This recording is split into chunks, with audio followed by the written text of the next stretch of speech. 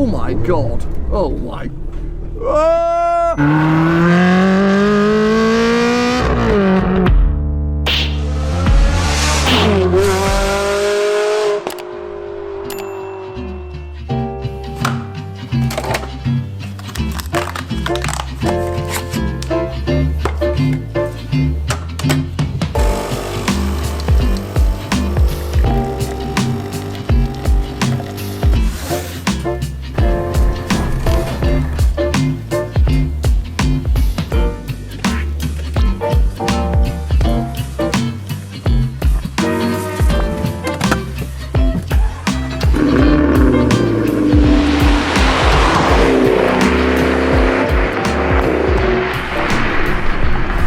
Hello one and all, welcome to Seen Through Glass. Happy New Year, welcome to another year on this channel. I always quite like a new year, it feels like a fresh start, an excuse to do things a little bit differently. And for some unknown reason, I'm feeling particularly positive and excited about 2022.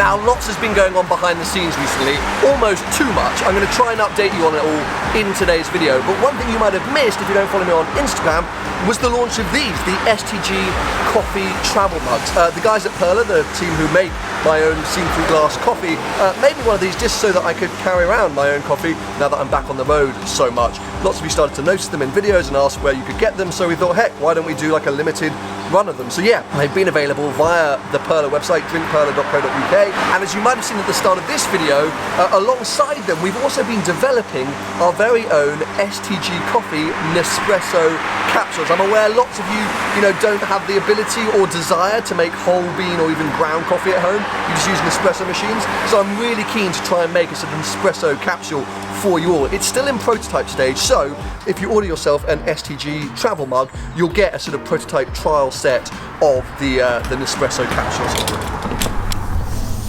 So yes, if you're interested in getting yourself a travel mug or trying the STG Nespresso capsule, once again, drinkperla.co.uk. Anyway, I'm all fueled up now. I'm ready to start my day properly. I'm headed north today to Amari Supercars. Towards the end of last year, Amari himself called me, said, "Sam, I've got a car coming into stock I think you're going to be very interested in." And he was right.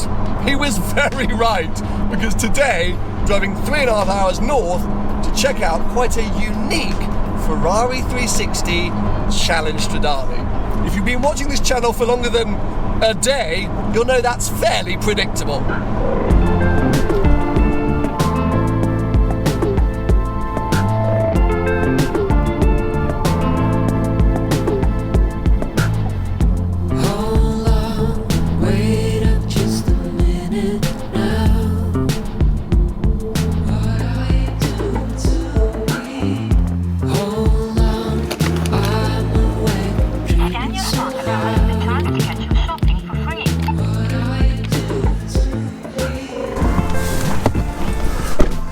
I'm about 45 minutes from Amari now, so I decided to stop for a quick break and to grab some snacks. And whilst I was in the services, the weather's really turned. It was a beautiful start to the day, like clear blue skies, but now suddenly some big clouds have rolled in and it started to rain a bit.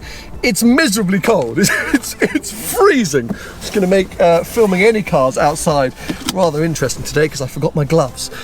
It's that time of the year in the UK that only UK residents will know, where owning a car is fairly miserable in terms of cleanliness. The cars just get constantly filthy, even on what was a beautiful clear blue skies day. Cars just covered in muck and grime everywhere. It's OCD, not handling that situation all that well. Anyway, as I say, about 45 minutes from Amari, so we'll crack on and get there.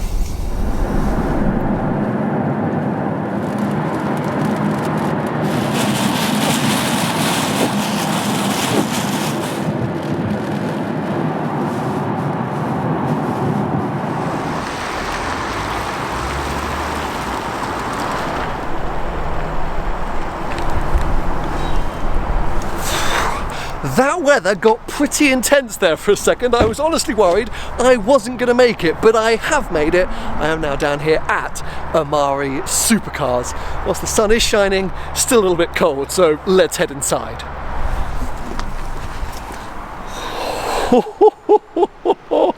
Every time I come here, the stock just blows me away. Look at that STO. I still haven't had a chance to experience the Huracan STO, but I'm seeing more and more of them on the roads, and my God, does it have presence. It's just got girth, it's wide. There, of course, is the Performante. If you look at an STO next to a Performante, you can just see how much more aggressive it is.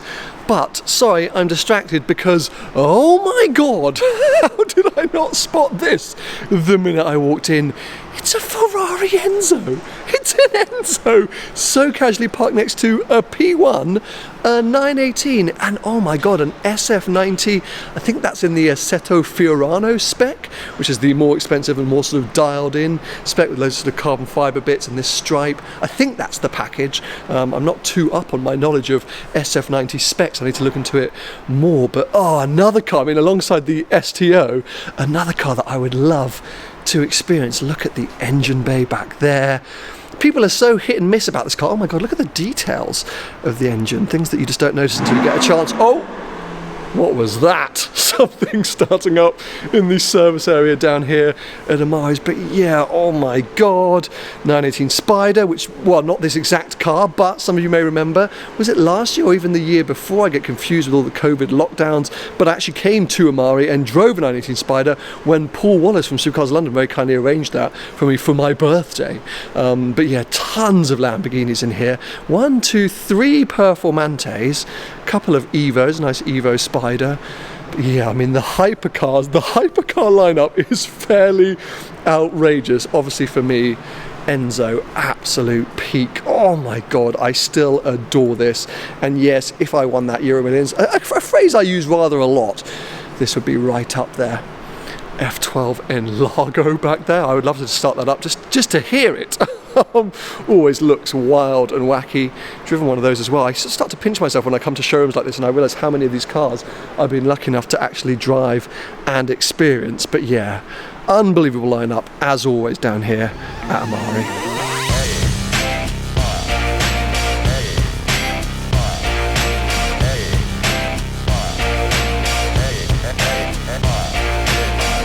Anyway, tour of these showrooms now complete. It's time for the main show. The main reason I came up here to Amari to check out this quite insanely stunning and unique Challenge Stradale.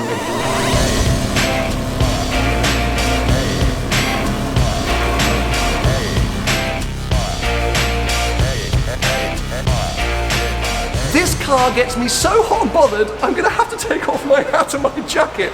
Honestly, I'm sweating with excitement. It's borderline embarrassing, but I think if you watch this channel, as I say, for more than a day, you'll know what to expect when I get around these cars. I am presenting to you one of 3 Grigio alloy Challenge Stradales in the world. The only right-hand drive Grigio alloy Challenge Stradale in the world. Now, I realise it's all a bit niche, a bit nerdy, you're like, oh, I don't care, it's just a bluey silver Challenge Stradale. Surely it's the car that's important, not the spec. And yes, you're right, but not when it comes to someone like me who just obsesses over these things. And because I constantly hunt them down and look at them online and dream about them, 9 times out of 10, I'm seeing red Challenge Stradales with or without a stripe. Every now and again you see a black one or a yellow one or a nice dark blue one. But you don't see them like this because, as I say, according to the 360 Challenge Stradale registry, only 3 of them were made in this rare specification. And what's even better for me personally is not only is it a stunning Grigio alloy, it's got a beige leather interior, not quite tan. For me, I think, well, actually maybe tan would clash a little bit because whilst this is officially a silver, it's got that real hue of light blue. So I actually think it's kind of perfect in its specification. Now, this car was actually originally a Singapore car, and it's just been through the kind of official Ferrari baby restoration program. It's not the kind of full Classic A that you would do with a 275 GTB or a Daytona, but essentially every corrodable mechanical part is replaced. This car only has 15,000 miles, 24,000 kilometers on the clock anyway, but it's now essentially mechanically running almost like new. And now there's a few other bits and bobs that the Amari team still want to do to kind of, you know, really get it into the best shape of its life, like my 360 Modena is right now. But yeah, just as a thing to behold, and for someone like me who just love these cars anyway. To see one, such a different, unique and original factory spec is damn brilliant. Well, I teased it slightly, and yes, it's happening with huge thanks to the legends at Amari Supercars. I'm going for a drive in this thing. I mean, the ultimate way to kick off 2022 on this channel with a drive in a quite stunning Challenge Stradale. Right, this. Oh, it's a good day. I told you, it's gonna be a good year.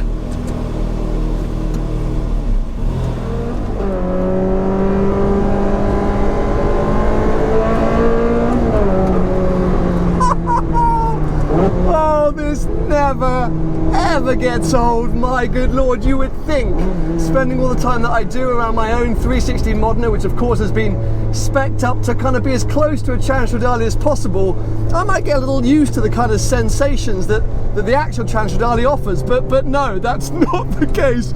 Every time I step in one of these cars, oh, I just absolutely adore it. Listen to that. And the sensation on the road. If you ever get the chance to drive a Stradale, immediately put it into race mode. It doesn't matter what the weather, it doesn't matter what the situation, always race. The car just comes alive. Oh my God, it's the fact that it's so bare in here, it's so stripped out that you hear all the stones on the road beneath you and you feel all the bumps and the cracks and oh my God, the weather has finally come good. I was so nervous the minute I got in this car to go for a drive. The snow, the sleet, the rain was going to come back, but no. Oh my God, I'm trying to be a little bit cautious because don't let the, oh my God, oh my,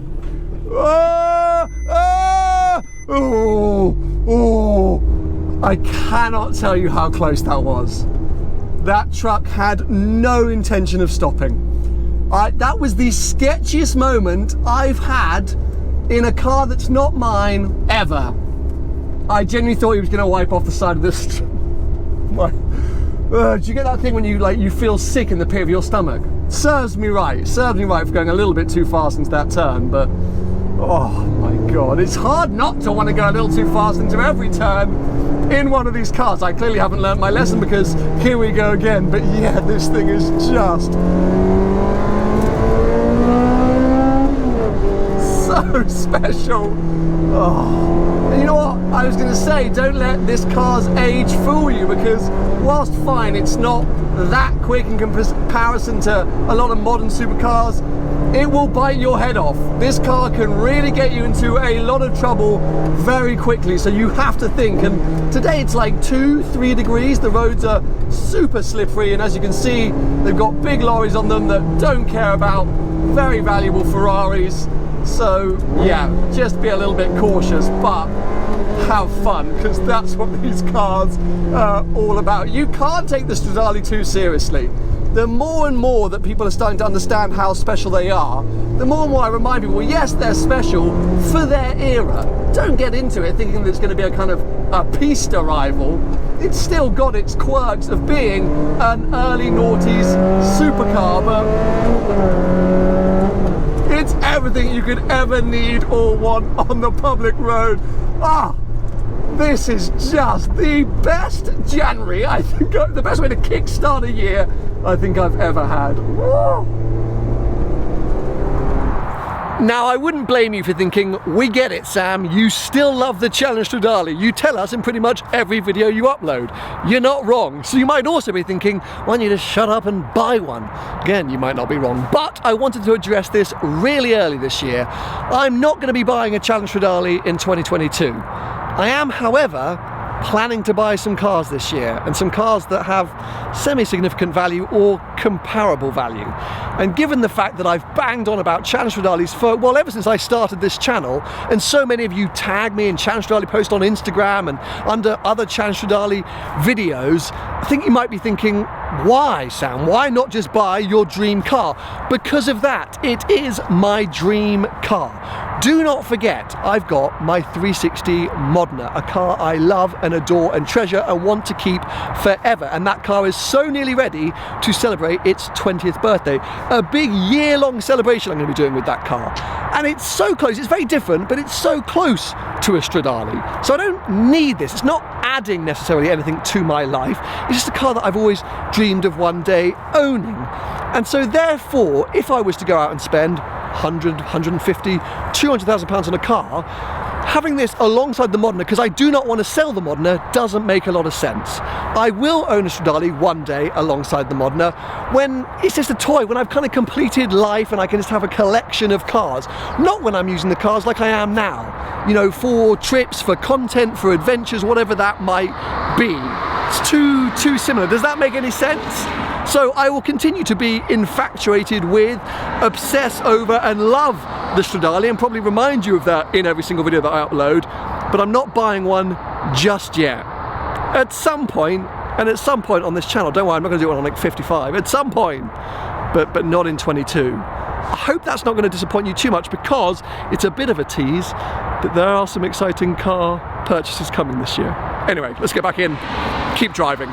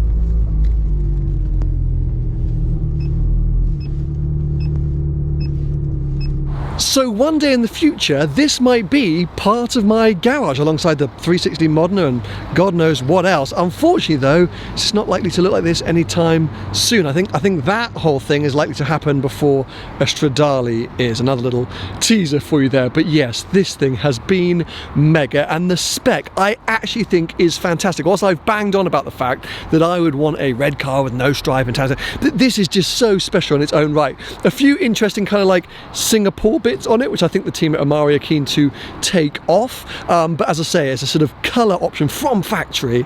Absolutely fantastic, and the car mechanically was just a beauty to drive. Really felt tight and firm, and that I could just kind of push on and have fun. So yes, I'm going to be sad to say goodbye to this thing. Obviously happy to jump back in the F-Type R, but yeah, an amazing opportunity. And if you are interested in buying an incredibly spec'd 360 Challenge Stradale, of course, get in touch with Amari.